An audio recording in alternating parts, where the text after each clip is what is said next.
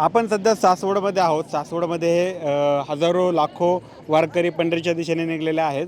त्यांच्याकडून काही गोष्टी जाणून घेऊया. आजोबा काय सांगाल, कसं चाललंय? आम्ही ढगे पिंपळगावचे, लव्हा तालुका, जिल्हा नांदेड. आमच्या इकडे थोडं पाणी कमी पडलं, इथं पुण्याला पाणी चांगलं पडलं. आम्ही ते धंदा शेतीचा करतो.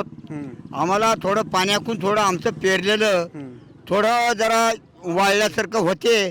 अजून पाण्याचा थेंब नाही, म्हणून त्याच्यासाठी ते आम्हाला थोडं देवाची कृपा करून आमच्यावर थोडं तरी देवानं नजर ठेवा म्हणून मी बोलत आहे.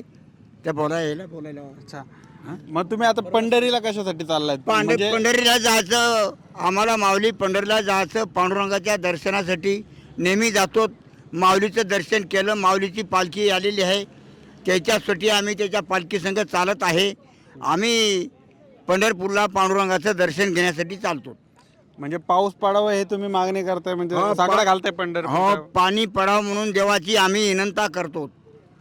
पुन्हा विनंती केली म्हणून आमच्यावर देवानं आपलं चांगली नजर ठेवा म्हणून आम्ही पंढरीच्या वाटेला लागलेलो आहे. अच्छा, पहिलंच वर्ष आहे का या आधी पण तुम्ही? नाही, आमच्या 10 वर्षाच्या वाऱ्या झाल्या. अच्छा, हो, नेहमी आमची चालतो. आमच्या आजोबापासून आमची पताक चालू आहे. ते आम्ही त्याच्या काठी आमची 3 पिढ्या झाल्या, त्या 3 पिढ्यापासून आमची काठी चालू आहे पताकाची. 10 वर्ष झालं म्हणजे तुम्ही? हो, 10 वर्ष झालं. हो, 10 वर्ष झालं आमचं. आमच्या चुलत्याने केलं, आमच्या आईने केलं हे वारी.